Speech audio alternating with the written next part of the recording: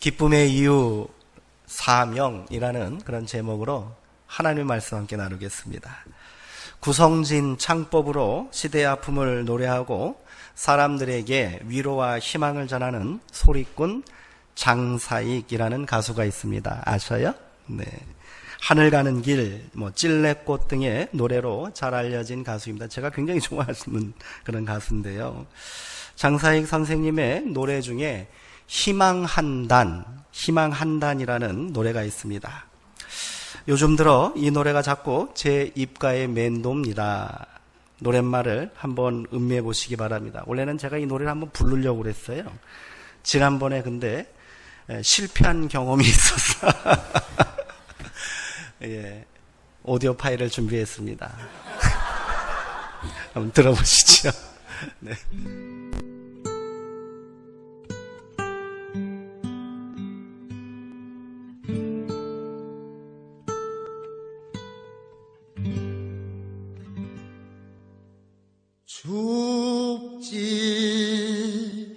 춥지만 우리 이젠 절망을 희망으로 색칠하기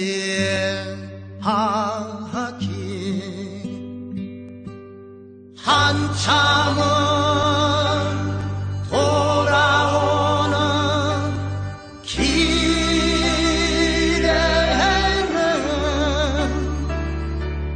채소파는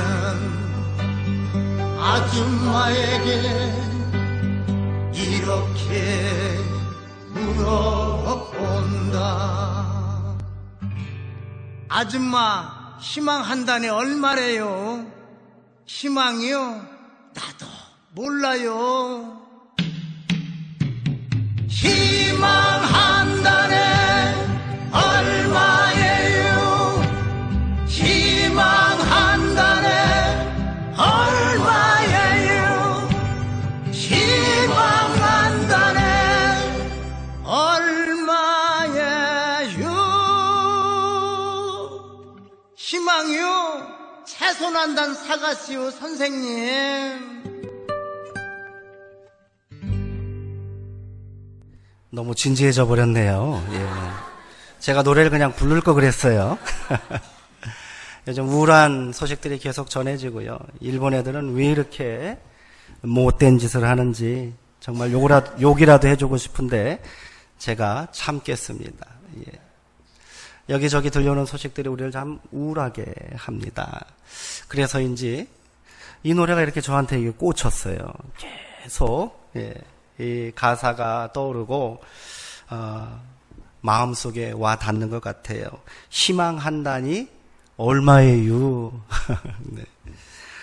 어찌 희망을 돈으로 살 수 있겠습니까마는 장터에서 좌판을 펼쳐놓고 채소 파는 아줌마에게 농이라도 한번 건네고 서로 웃어나 보자는 마음으로 이렇게 물은 것 아닐까요? 네. 고단한 인생을 사는 사람들의 마음이 서로 통한 것일까요? 채소 파는 아줌마는 실없이 던지는 사내의 말을 희망이요? 채소나 한 단 사가세요 선생님. 이렇게 유쾌하게 받아줍니다. 그렇게 춥지만 우리 이제 절망을 희망으로 색칠하자. 이렇게 장사익 선생님은 우리에게 가벼운 농담과 같은 위로를 전하고 있습니다. 결국 희망은 사람 안에서 발견되고 또 만나야 하는 것이 아니겠습니까? 나를 이해해주고요. 넋두리 같은 푸념이라도 들어줄 한 사람이 있다면 우리에게는 아직 희망이 있는 줄 믿습니다. 그렇게 서로 소박한 행복과 작은 기쁨을 나누는 곳에 희망이 있다고 봅니다. 요즘 광주에서 세계 수영 선수권 대회가 열리고 있습니다. 제가 수요일에도 한번 이 말씀을 드렸는데 사람들에게 별로 관심을 못 받고 있는데 최근 한국 여자 수구팀이 화제가 되고 있지요. 그동안 우리나라에는 여자 수구팀이 없었어요. 그런데 개최국 자격으로 출전권이 주어지면서 2달 만에 팀을 하나 만든 거예요. 그렇게 수구 경험이 한 번도 없는 13명의 선수들이 변변한 연습도 없이 시합을 치르게 된 겁니다. 재밌는 것은 13명 중에 성인은 2명이래요. 11명은 중고등학생이랍니다. 예선 3경기의 결과는 어땠을까요? 보나마나 뻔하겠지요. 헝가리와 첫 번째 게임을 했는데 무려 64대 0으로 졌습니다. 예. 국제 수구대회 역사상 가장 큰 점수차래요. 그리고 두 번째 러시아와의 경기에서는 30대 1로 또 졌어요. 두 경기를 치르는 동안 무려 94골을 내주고 한 골을 넣은 부끄러운 성적입니다. 그런데 러시아전에서 나온 이 한 골이 화제가 되고 있지요. 한 골을 넣은 선수들이 얼싸안고 눈물을 흘리며 기뻐하는 모습이 방송을 통해 전해졌습니다. 이 광경을 보고 저는 많은 생각을 하게 되었습니다. 세계적인 선수들의 멋진 그리고 강력한 슛에 비교하자면 어설프게 들어간 한 골입니다. 저는 이게 실력으로 들어갔다고 생각하지 않아요. 끝나기 4분 정도에 방심하고 있는 골키퍼 뒤로 그냥 슬금슬금 공이 하나 들어갔을 뿐이라고 보는데 어쨌든 한 골이 들어간 거예요. 그런데 그 한 골이 그렇게 감격스럽고 좋다고 기뻐하는 어린 선수들의 모습을 봤어요. 막 부둥켜 안고 울고 있어요. 취재를 하고 있던 러시아 방송국의 기자가 하도 신기해서 나중에 한 골 넣은 선수를 인터뷰하더만요. 요 며칠 이런저런 생각에 한숨만 내쉬며 지낸 시간이 굉장히 부끄러웠습니다. 뭐 그리 대단한 일을 한다고 세상 고민을 다 하고 사는 사람처럼 혼자 인상을 쓰면서 주변 사람들에게까지도 힘들게 하며 지냈는지 모르겠습니다. 이 자리를 빌어 저로 인해 힘들었고 불편하셨을 모든 분들께 사죄의 말씀을 드립니다. 죄송합니다. 사소한 것들 가운데 기쁨을 발견하고요. 이를 함께 나누는 사람은 행복한 사람입니다. 그리고 그 기쁨 속에서 새로운 희망이 시작되는 줄 믿습니다. 우리 서로에게 희망 한 단 사주는 그리고 전해주는 그런 사람들 됐으면 좋겠어요. 우리 여자 대표팀 선수들 이후 3번째 경기를 치렀는데 3번째 경기 어떻게 된지 아세요? 캐나다와 경기를 치렀는데 무려 22대 2라는 놀라운 성적을 거두었습니다. 점수차도 줄어들었고요. 한 골 더 넣었어요. 이 경기 후에 선수들이 그러더라고요. 이제 우리는 할 수 있다는 희망이 생겼다고. 죽을 때까지 수고하겠다고. 이런 얘기를 하더라고요. 우리네 삶도 그렇게 작은 기쁨들이 모여서 새로운 희망으로 만들어지기를 기대해 봅니다. 일상의 작은 기쁨은 이처럼 삶을 지탱하는 힘이 됩니다. 그리고 희망의 밑거름이 되는 줄 믿습니다. 이 기쁨을 함께 나눈다면 그 힘은 어때요? 더 커지겠지요. 저는 앞으로 몇 주간 성도님들과 함께 기쁨을 주제로 말씀을 나누려고 합니다. 그렇게 생각하고 기도하는 중에 그렇게 기도하는 중에 받은 감동의 말씀이 바로 빌립보서예요. 빌립보서는 기쁨의 서신이라는 별명이 붙어 있어요. 기쁨의 서신이라는 거예요. 말씀을 통해 바울의 기쁨이 어디에서 온 것인지를 함께 나누게 되기를 소망합니다. 그리고 바울이 고백하는 기쁨이 오늘 나의 고백이 되고요. 또 우리가 함께 나누는 기쁨이 되기를 간절히 소망합니다. 네, 시작해 볼까요? 네, 빌립보서는 바울의 여러 가지 서신 중에 에베소서, 골로새서, 빌레몬서와 함께 옥중서신이라 이렇게 불려집니다. 이 말이 뭐예요? 바울이 감옥에 갇혀 있을 때 쓴 편지라는 그런 말입니다. 바울이 옥에 갇힌 것은 무슨 불법을 저질렀기 때문이 아니겠지요? 네. 예수 그리스도의 복음을 전파하다가 모함을 받고 또 누명을 써서 억울하게 지금 옥살이를 하고 있는 거예요. 생각만 해도 어때요? 분한 노릇이잖아요. 그런데 바울은 빌립보 교회 성도들을 향하여 오늘 말씀, 함께 읽은 말씀처럼 기쁨으로 내가 너희에게 편지를 보낸다고 고백하고 있습니다. 바울이 햇빛 한 줌 들어오지 않는 지하 감옥에 갇혀 있으면서도 기쁨을 말하는 이유는 바로 빌립보 교회 성도들이 있었기 때문인 줄 믿습니다. 바울은 그의 편지 서두에 이렇게 고백하고 있습니다. 나는 당신들을 생각할 때마다 나의 하나님께 감사를 드립니다. 그리고 당신들을 위해 기도할 때마다 기쁨을 감출 수가 없습니다. 왜냐하면 당신들이 지금까지 복음을 위한 착한 일에 참여하고 있다는 기쁜 소식을 내가 들었기 때문입니다. 오늘 우리가 함께 읽은 본문이 이런 내용이에요. 빌립보 교회는 바울이 2차 전도 여행 중에 처음으로 맺은 그런 전도의 열매입니다. 애초에 치밀한 계획과 준비도 없었어요. 그런데 오직 성령의 음성에 순종하여 배를 타고 들어간 낯선 유럽 땅에 처음 세워진 교회입니다. 그러니 바울의 애착이 어떻게 했어요? 더욱 컸겠지요. 오랫동안 빌립보에 머물며 이 귀하고 소중한 사람들을 믿음으로 양육하고 교회를 든든히 세우고 싶었을 것입니다. 그러나 얼마 지나지 않아 소동이 일어났어요. 그래서 사람들의 모함과 또 로마 관리들의 겁박에 의해서 빌립보에서 추방당합니다. 당장 떠나지 않으면 너희를 가만두지 않겠다. 이렇게 말했거든요. 빌립보를 떠날 수밖에 없었어요. 이후 바울을 적대시하는 거짓 교사들까지 빌립보를 찾아옵니다. 그리고 복음 위에 세운 이 빌립보 교회를 막 흔들어 놓고 있는 거예요. 바울은 이 소식을 전해 듣고 어땠을까요? 안타깝고 조바심이 났겠지요. 목숨을 걸고서라도 다시 빌립보 교회 성도들에게 가야겠다 이렇게 생각했을 겁니다. 그런데 지금 바울이 어디 있어요? 어디 있다고요? 감옥에 있잖아요. 감옥에 있는 거예요. 그저 안타까운 마음에 눈물만 나올 그런 상황 아닙니까?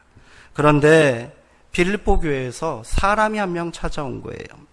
그는 빌립보 교인들이 정성스럽게 마련한 후원금을 가지고 감옥에 있는 바울을 도우려고 온 에바브로 디도라는 청년입니다. 에바브로 디도는 바울에게 빌립보 교회의 사정을 전해 주었겠지요. 그리고 성도들의 이야기를 들려주었을 것입니다. 그는 바울에게 빌립보 교회 성도들이 처음 그리스도를 영접한 이후 지금까지 복음의 착한 일을 참여하고 있다라고 전해준 거예요. 오늘 우리가 함께 읽은 본문이 바로 그런 고백이잖아요. 이 소식을 전해 들은 바울은 감격하여 기쁨을 감추지 못합니다. 그리고 바울로 인해 또 한편으로 근심하고 있을 빌립보 교회 성도들을 향하여 바울은 자신의 근황을 전합니다. 그리고 우리가 함께 받은 복음의 사명을 주님 오실 그날까지 기쁨으로 감당합시다. 이렇게 말하고 있습니다. 바울이 빌립보 교회 성도들에게 전한 자신의 근황과 형편은 어떠했을까요? 어찌 보면요, 아무런 희망도 없고요. 절망적인 상황입니다. 바울은 지금 최종 판결을 기다리고 있습니다. 그런데 분위기가 심상치 않아요. 바울은 자신이 사형 선고를 받을 수도 있겠다고 담담하게 전하고 있어요. 내가 지금 삶과 죽음 둘 사이에 끼어 있다. 그러나 바울은 이렇게 말합니다. 나의 간절한 기대와 희망은 이것입니다. 내가 마지막까지 내가 받은 복음의 사명을 부끄러워하지 않고 온전히 담대해져서 살든지 죽든지 나의 모든 삶을 통해 그리스도께서 존귀함을 받으시는 것뿐입니다. 나에게 예수 그리스도가 내 삶의 전부입니다. 그러므로 죽는 것도 나에게는 유익함이 될 줄 믿습니다. 빌립보서 1장 19절에서 21절까지 말씀이 이런 고백입니다. 바울은 계속해서 담대하게 고백하고 있습니다. 비록 내가 복음의 사명을 다 감당하지 못하고 바로 여기서 죽는다 해도 나는 더 이상 두려워하거나 절망하지 않을 것입니다. 왜 그렇습니까? 그것은 당신들이 있기 때문입니다. 당신들이 나의 사명을 계속해서 이어나갈 것이라고 나는 믿고 확신하기 때문입니다. 그러니 죽음의 공포가 나의 기쁨을 뺏을 수 없습니다. 나에게는 나와 함께 복음의 사명에 참여한 사랑하는 당신들이 있기 때문입니다. 아멘. 또한 바울은 이 절망과 두려움의 자리에서 피어난 기쁨을 이렇게 고백하고 있습니다. 또 다른 기쁨이 있다는 거예요. 빌립보 교회 성도들이 바울에게 기쁨이 이었는데 그것 말고도 감옥에 갇혀있는 중에 다른 기쁨이 하나 더 있다라고 소개합니다. 1장 12절에서 18절까지의 말씀이 이러합니다. 사랑하는 형제들이여, 내가 옥에 갇힌 것이 오히려 복음 전파에 도움이 되고 있다는 것을 당신들이 알기를 원합니다. 내가 그리스도로 말미암아 감옥에 갇혀 있다는 사실이 이곳 시위대뿐 아니라 밖에 있는 모든 사람들에게 알려졌습니다. 그리하여 많은 믿음의 형제들이 그리스도를 더욱 확실하게 믿게 되었고 조금도 두려움 없이 담대하게 하나님의 말씀을 전하고 있다 합니다. 물론 그 가운데는 나를 시기하고 비방하기 위하여 그리스도를 전하는 자들도 있겠지요. 그러나 그것이 무슨 상관이 있겠습니까? 거짓된 마음으로 하나, 거칠애로 하나, 진실한 마음으로 하나, 결국 전파되는 것은 그리스도 예수이니 복음이라면 나는 기쁘고 또한 기뻐할 것입니다. 어떻습니까? 바울은 누구도 부인할 수 없는 헌신된 사역자요 충성스러운 복음의 일꾼입니다. 그러나 그의 업적과 열정이 누군가에게는 시기와 분쟁거리가 되고 있었단 말이지요. 이들 중에는 이교도들, 이단들, 그리고 박해자들만 있는 게 아니었어요. 같은 신앙 안에 있는 사람들이에요. 같은 믿음 안에 있는 사람들 중에도 이런 사람들이 있었다는 겁니다. 이들은 바울의 인간적인 약점을 들추어내면서 모욕적인 인신공격을 하고 다녔습니다. 바울 신통치 않은 사람이다. 맨날 빌빌대는 거 봐라. 설교는 제대로 하냐? 글은 조금 읽을만 하는데 말은 형편없지 않느냐?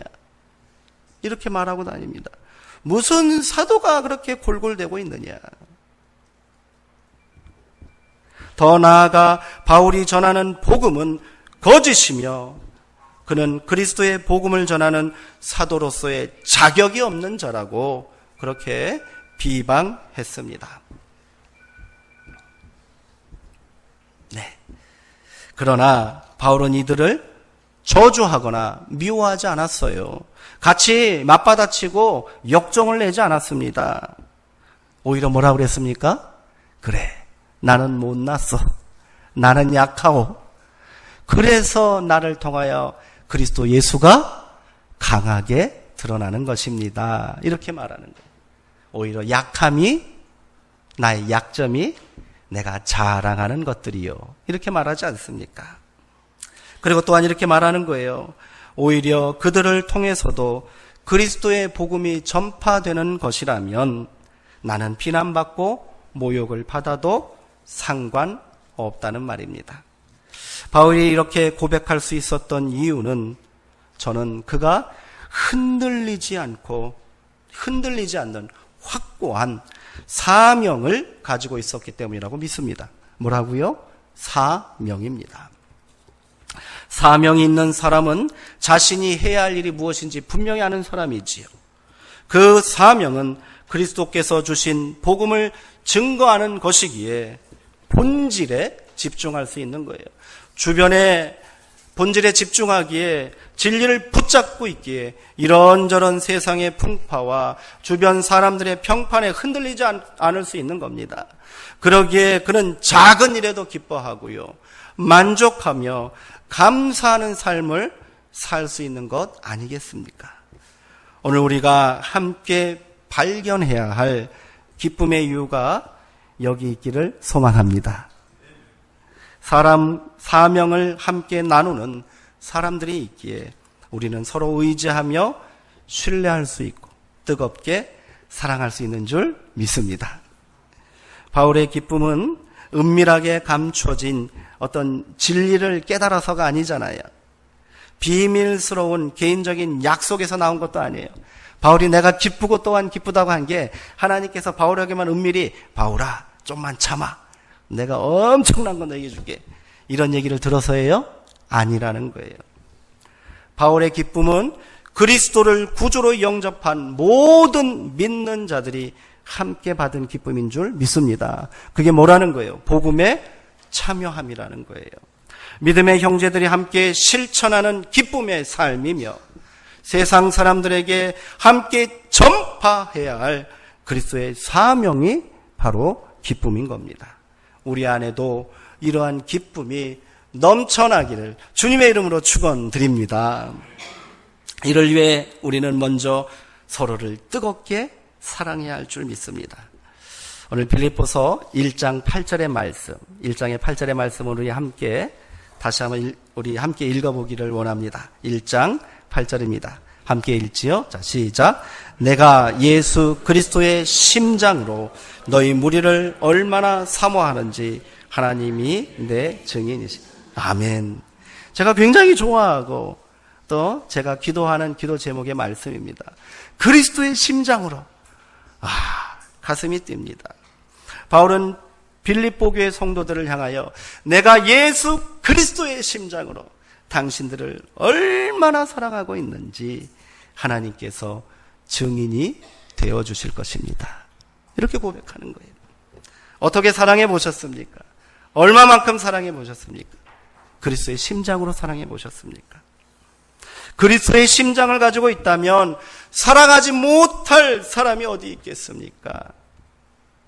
내가 한번 굽히고 이해하고 참지 못할 사람이 어디 있겠습니까? 그렇게 지극한 사랑으로 사람을 대하고요, 세상을 사는 사람이 어찌 기뻐하지 않을 수 있단 말입니까? 내 안에 기쁨이 사라졌다고 지금 느껴지십니까? 도저히 기쁨이 없습니다. 웃을 일이 하나도 없습니다, 목사님. 그런 분들 계실 거예요. 그렇다면 어떻게 해야 돼요? 먼저 가장 가까이 있는 사람, 가족과 자녀와 우리 함께 예배드리는 믿음의 형제들, 그리고 우리가 만나는 이웃들을 사랑하십시오. 어떻게 사랑해요? 어떻게 해요? 그리스도의 심장으로. 그리스도의 심장으로. 단언컨대 나를 둘러싸고 있는 그 수많은 근심과 절망의 어두운 그늘들이 일순간에 사라지게 되는 기쁨을 경험하게 되실 줄 믿습니다. 그리고 날마다 감사가 넘치고 기쁨이 가득한 삶이 시작될 거예요. 이 사랑의 역사를 통해 우리 함께 기쁨으로 그리스도께 받은 사명을 감당해야 될 줄 믿습니다. 서로의 연약함과 부족함을 채워주고요, 서로 격려하고 합심하여 그리스도 안에서 시작된 복음에 참여하고 헌신합시다. 복음을 전파하고 생명을 살리는 사명으로 하나가 된 믿음의 사람들은 결코 사사로운 일에 분노하고 다투고 묵은 감정 때문에 무너지지 않을 줄 믿습니다.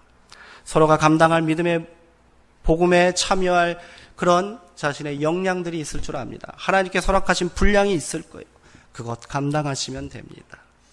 예배를 통하여서, 삶을 통하여, 섬김과 나눔과 봉사를 통하여서, 내 믿음의 고백을 통하여서 이 귀한 역사를 우리 함께 만들어가는 기쁨을 이루기를 주님의 이름으로 축원드립니다. 험한 산을 만나면요, 함께 밀어주고요, 끌어주며 넘어가면 그만입니다. 사나운 파도를 만나면 서로의 손을 잡고 힘을 모아 노를 저 헤쳐나가면 그만이지요. 매서운 눈발 날리는 절망의 밤을 만나면 서로의 몸을 기대고 따뜻한 온기를 나누면 그만 아니겠습니까? 때로는 지치고 고단할 때도 있겠지요. 그러면 우리 지친 어깨 서로 기대며 잠시 쉬어갑시다. 때로는 실패하고 낙심할 때도 있을 것입니다. 그러면 우리 서로를 위로하며 아무 말 하지 말고 손 한번 꼭 잡아주고 다시 시작합시다. 때로는 더디고 답답할 때도 있을 것입니다. 그러면 우리 서로를 바라보며 한바탕 크게 웃으면서 잠깐 멈춰 섭시다.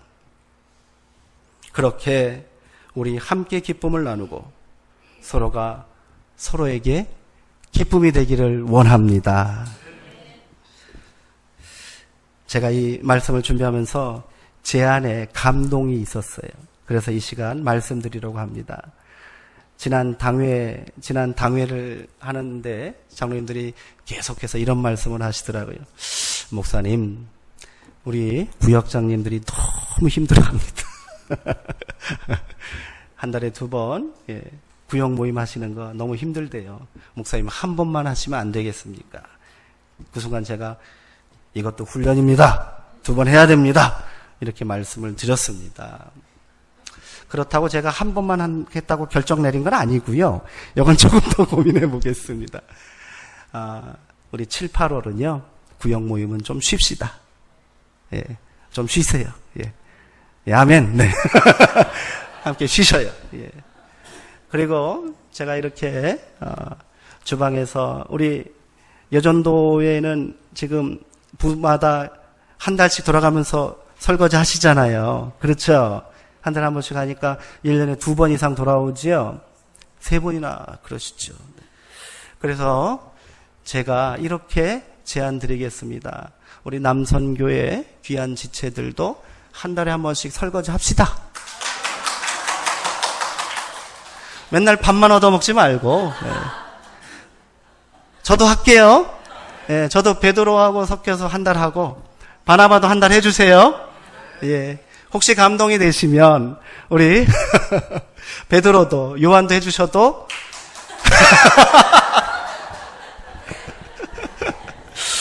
예. 근데 그냥 섬김 받으셔도 됩니다. 제가 그냥 한 말입니다.